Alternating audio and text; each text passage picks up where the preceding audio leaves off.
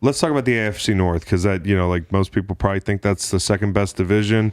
I'm not going to argue with you there. I think when you look at when you look at this division, it's tricky because you have a question mark in Cleveland. I think they'd be the best team on paper. Maybe you could argue that they'd be the best team on paper if we didn't know anything about the Deshaun Watson situation.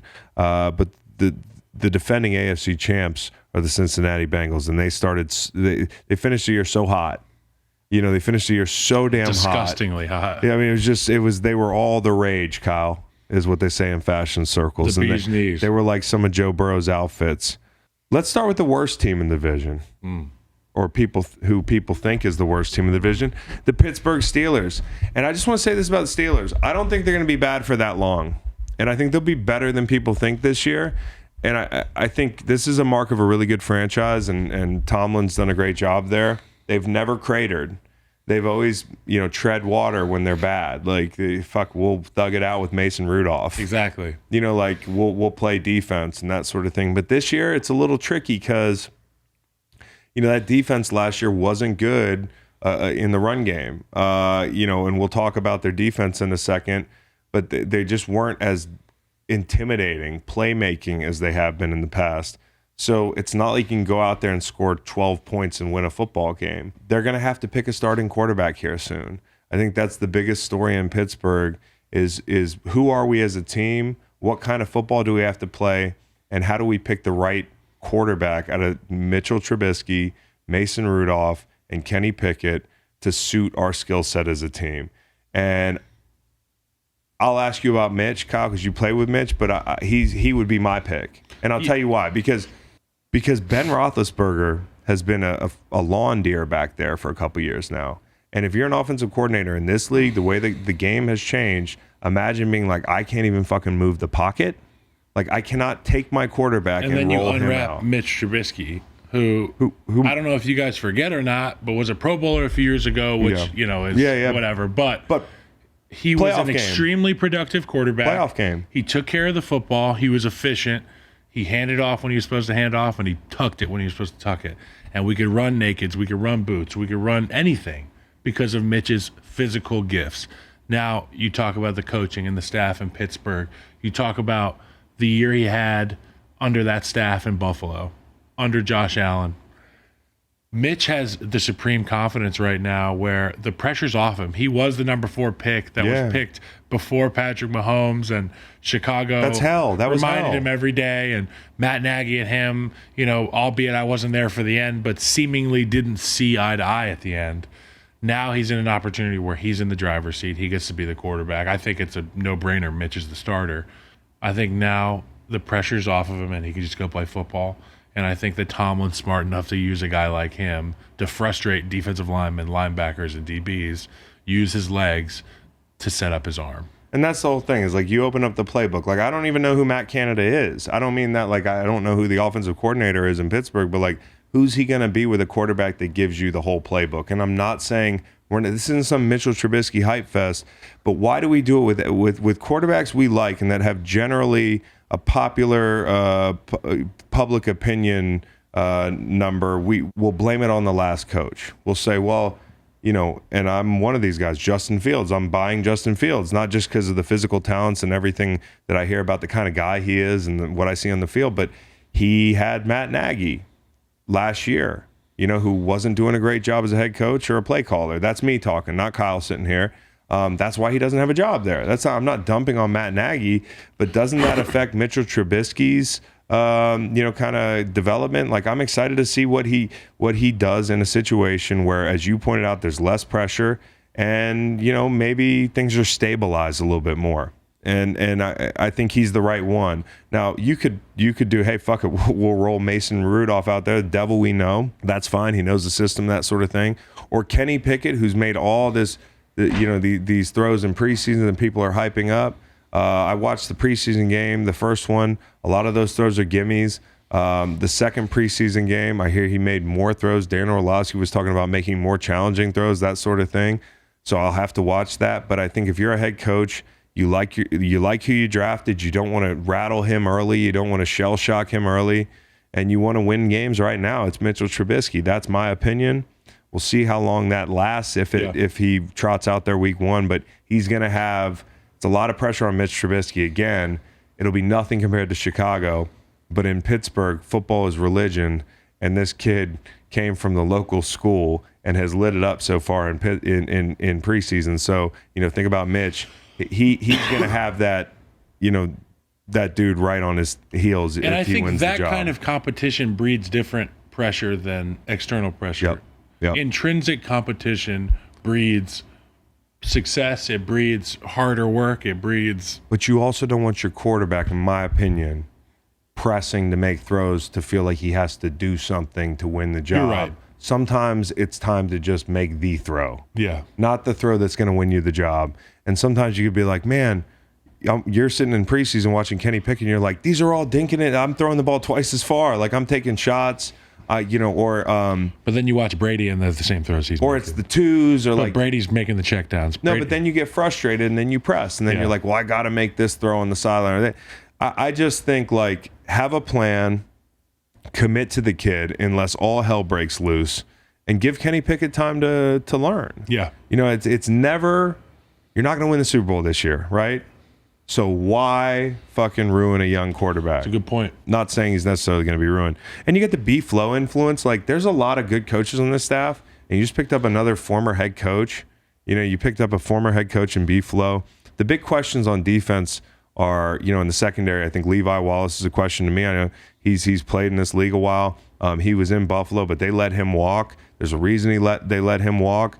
They're trying to figure out who that second guy is opposite Tre'Davious White. Last time I checked, they let him walk for a reason. So, I got questions at corner. I got questions up front, really, honestly. I think they've missed Bud Dupree. Since he left. Bud Dupree was a fucking rolling ball of and like Vince Williams, the linebacker. Vince Williams was a guy that was like that was their MO for a while. Yeah. Was like you might as well stay on the down guy on your double team. You don't want to deal with the linebackers. You don't, and Bud was the guy who he didn't get a lot of stats, but he just left a pile of bodies, man. Like, he just left a pile of limbs and that's a Hightower in New England. Yeah, and Bud Dupree, those disruptions, they're missing those, and they're going to miss Stephon Tuitt too. They missed him last year. They missed him and Olalu in the run game. They were really bad in the run game. I think they gave up $150 every week on the ground. Like, that is not Pittsburgh defense, man. Like, that's not what they hang their hat on. That's not the identity of that football team. So they got to shore that up. And TJ Watt is Superman, but he can't do it all. So, like, finding those other rushers around him. Ogunjobi's a guy that you're high on, I'm high on, but he failed his physical in Chicago. So, like, what does that mean? They bring on Miles Jack for that other linebacker spot. Yep. This will be a prove-it year almost for Devin Bush. I really like him. And, I for sure, like, he gives them an edge, too. Mm-hmm. Like, I've liked him ever since the whole Michigan State thing.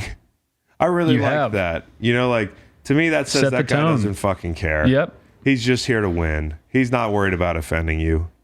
Devin Bush, him coming back is a big deal. And you played against Tuitt. Yeah, and the blueprint of that line was smash mouth, and nothing dissuades an offensive line or an offensive coordinator, for that matter, from running the ball a lot than trying to run it early in the game and getting stuffed. Yeah. Nothing puts that page back in a coach's pocket like stuffing the run in the middle. Oh, yeah. At the beginning of the game. And if the Steelers can find a way to do that, which, like we alluded to, they've been getting away from that, that's what's going to keep Mitch in those games. That's what's going to keep Steelers fans close. Now, one positive is they kept Minkah. They paid Minkah, so that's a good deal. And I think that, they continue to draft really good wide receivers. This Pickens guy, I don't know about Offensive Rookie of the Year, but he's going to be up there. This wide receiver they got up there. He loves to block. Oh, my God. He loves to block. He loves to knock people on the ground. Love this kid. And my bold prediction for Pittsburgh is Oshevsky is in the top 5 of jersey sales in the Steel City because of the Polish population there. I see it happening. He'd be big in Chicago, too. Flying off the shelves. Yeah. And guess what, dude? We looked this thing up. Chicago actually, as you alluded to, high Polish population. Pittsburgh even higher per capita. That's crazy. Yeah, dude. Yeah. I wonder what that's about. Probably a lot of Polish people. Yeah. I wonder what that's all about. They got sausages up the wazoo. So and another thing is they won all their close games last year. 8-2-1 in games decided by one score, and then 4-0-1 in games decided by a field goal or less. So you could look at that as that team knows how to win close games, or you could look at it as like, man, their luck's going to turn around. So again, Pittsburgh a year out. I think they're a year out. As bad as they've been, as irrelevant as they've been, even when they've been good the last couple of years, people have been like, they can't possibly win the Super Bowl. They might be right back in it in this division in a year or two. And they're so well coached, you can't count that team out in any game. Deontay Johnson, Chase Claypool, Freiermuth, Najee Harris, who we haven't even talked about. All these skill guys that you got at your disposal. Najee gets a lot of touches, man. I just hope they can spread it out and take care of him. No question. So the Browns, the Browns. What's it going to be for them? 11 games without Deshaun Watson. I think they got to win 6 games in that 11. I think they win. I think they're over 6 games. You think they win over 6 games? I think they're over in those 11 games. Yeah, and I think it comes down to the bigs. They got some good offensive linemen. They got some bigs. Jacoby Brissett has played ball in this league. Yeah. But, there's question marks, man. Like, I don't know who the number 2 receiver is. Peoples-Jones, he's flashed, like that sort of thing. This is going to be loaded box city. I don't think you're going to see you're going to see a place that sees more loaded boxes because of how good the running backs are and because of how, pedestrian the passing attack is, especially without Deshaun Watson. And because they respect the O-line, too. Yeah, so, it's going to be a lot of bodies in there. It's going to be messy. I'm saying they don't win over 6 games in the first 11, even though the first 6 games of their season, coincidentally, a lot of people pointed out when Deshaun got suspended, hey, look at the 6-game suspension. Look at how easy those first 6 games are. 6. So it's a really manageable 6 games for them, and they can muddy things up. But I think in the AFC last year, Pittsburgh was 9-7-1. They made the playoffs. I think 10 wins is gonna be what it takes this year.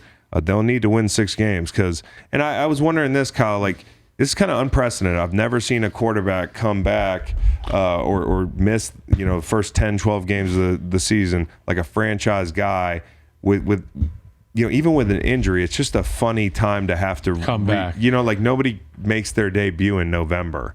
As a guy who's been on some teams with quarterback injuries, where there's a clear number 1 that's not on the field with you at the beginning of the year, it's like, fuck, we have more. Like, there is more here. It's not showing. Just we got to stay healthy until week 13, week 12, whatever it is. When he comes back, there will be a spark. They'll find a 5th gear. They'll go from 4th to 5th, and it'll look like what we imagine the Deshaun Watson-led Browns will be. I think he won't miss a beat. And at that point in the season, from a physical standpoint, you're at the point in the season where you're counting days down to the end of the year. Deshaun's going to come in with the freshest fucking legs. Yeah, for sure. People are going to be like, guys, has he been getting massages all off season? So I think this is one thing that I haven't heard you mention, but Deshaun Watson extends a lot of plays. You're an O-lineman. You're used to a certain internal clock, the reps all year. Like Jacoby Brissett is not going to be one to like bail out of the back of the pocket. Yeah. He's not going to bail out of the back of the pocket. He's going to make it harder on you. So I would zag and say there might be a time period of adjustment, cadences. His stuff is going to be so heavy movement based. It's going to be full flow with him kicking out naked with one crosser, with one stop. Mm-hmm. You know what I mean? There's going to be like half field reads for him. Mm-hmm. And those blocks for an O lineman are great because you don't have to stay up in protection. And so they're going to incorporate a lot of those. We call those freebies. Like, you think freebie heavy week 13 against week Davis 13. Mills. Okay. Another thing is like their interior defensive line. They lose Ogunjobi, they lose Malik. Clowney's going to be interesting to watch this year. He cashes in everything. He's doing this 1-year deal thing. It's a thing of beauty, man. Like he had 0 sacks 1 year. They gave him $9 million off like a 0 sack year. It was 0 sacks. He got $9 million after that. Not hating at all. Get your money. Smart. Imagine what he's going to get this year if he does another solid year, and he's going to be rushing opposite Myles Garrett. He's been in so many places. The last couple of years, you forget where he is. He's playing in Cleveland, and Myles Garrett's the other defensive end. He had J.J. Watt on the line with him early. He's got Myles Garrett now. Lucky guy. Well, lucky guy and played his cards right. And a good football player. So, if he brings it every down, they're they're gonna get something out of him. The Baltimore Ravens, man, like the injury world tour is over. Like it's going to be a big deal to see if J.K. Dobbins looks like he looked before he got hurt. People forget about I hate starting sentences with people forget, but people do forget about J.K. Dobbins. People forget about Gus Edwards being hurt. Like they have reinforcements coming back. We talked about Isaiah Likely, some newcomers relative to what they trotted out there last year. Their secondary was atrocious against the Bengals last year towards the end of the season. I know there were guys that were hurt. There was COVID list guys, so their depth has to improve. But, they're going to have one of the more ball-hawking kind of fun secondaries to watch anytime you have Marcus Peters back there. But you have Chuck Clark and Kyle Hamilton battling it out in the secondary, I think, for the safety spot. Safety, yep. Jimmy Smith Left. and Anthony Averett left. One of those two was kind of the backbone of their Jimmy Smith has been there just for so long. Yep. Yeah, he was a guy that would do some dirty work for him. So I got some questions in the secondary, but they should shake out. I think Kyle Hamilton's a big question mark. They drafted this kid from Notre Dame. He didn't run that well. Some people were concerned about his coverage ability. I want to believe he's going to have a nice year, even if that learning curve is kind of steep. And then, Lamar Jackson's contract, that's been the big talk. How does that factor into how they play? Like, does it factor in at all? Does he get dinged at some point and he's like, fuck, dude, like, I'm out. I'm going to take another week, because my money's not, is not it's right not yet. out of the realm of possibility. I mean, if you're Lamar Jackson, you're thinking, I'm not going to go out there and get hurt, but then you're like, at the same time, I have to go play in order to get paid. So it's like a catch-22. He bulked up this year. He's 230 pounds, 18 pounds heavier than his heaviest listing. He put that weight. flak jacket on to protect his money. That's right. Because at times last year, he was getting peppered. Yep. I mean, I remember early in the season, Max Crosby was after his ass right away. And people were like, this Villanueva thing's not going to work out.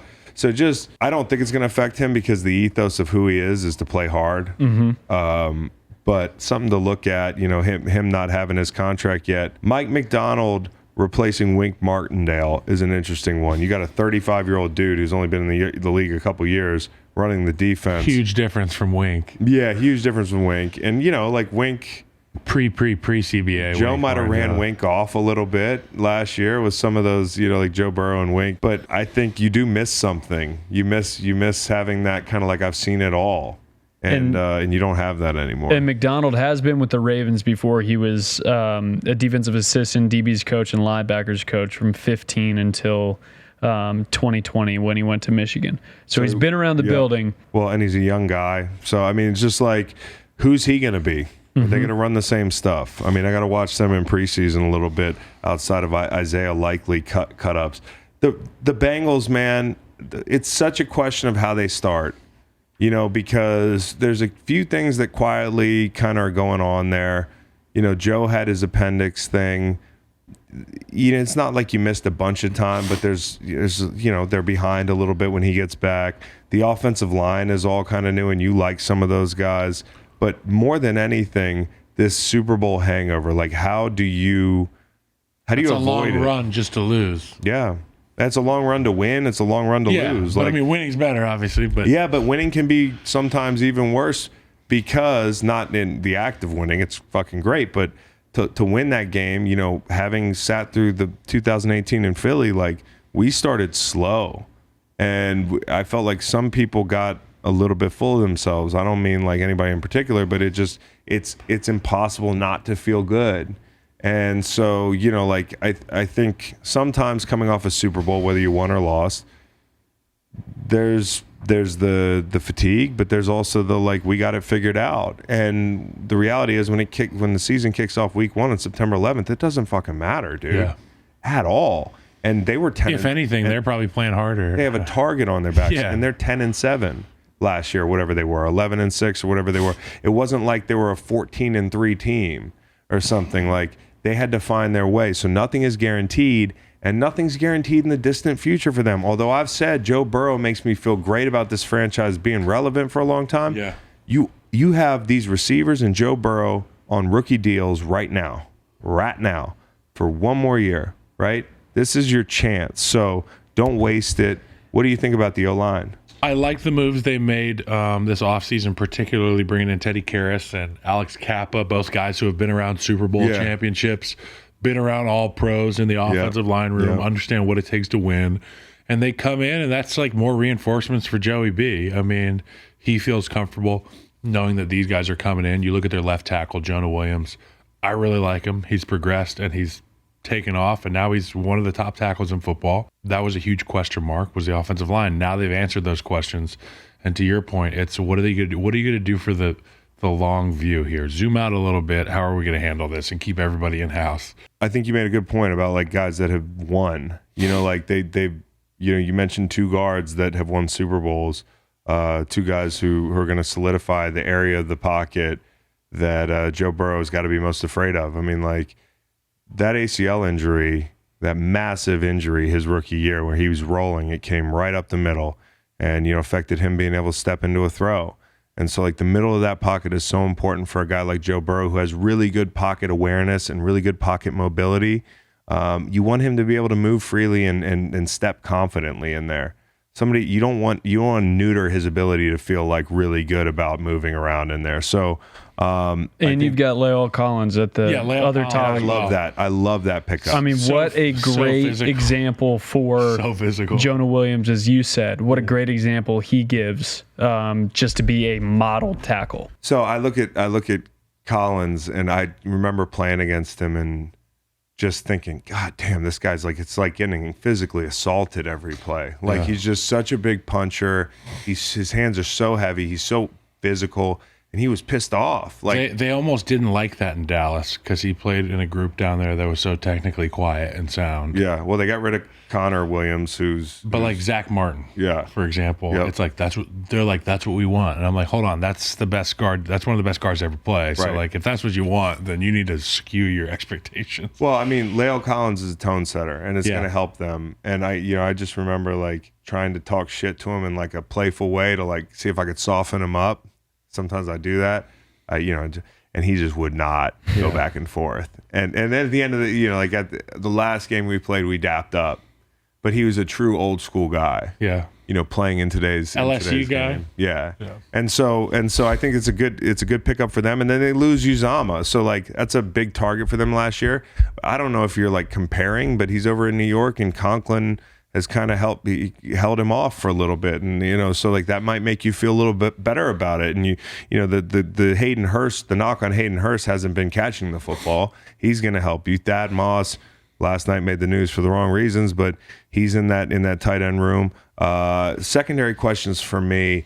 There's a lot to be excited about. This Daxton Hill guy who's like kind of a safety. They're going to play him more as a safety, but he can do some corner stuff. He runs like a corner. He's all over the field. He's a big guy. He had a pick last night, but he'll be making more plays like that. Yeah. So I'm bullish on them, dude. I really am. I think they have the leadership in Joe Burrow to not get fat and happy.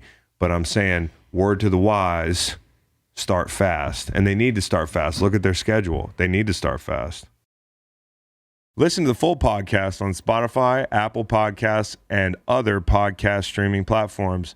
Wherever you want to get the podcast, you can get the podcast. Pretty simple. New episodes every Monday, Wednesday, and Friday. Don't forget to like and subscribe for more content. Podcasts get pretty wild. This is real tame.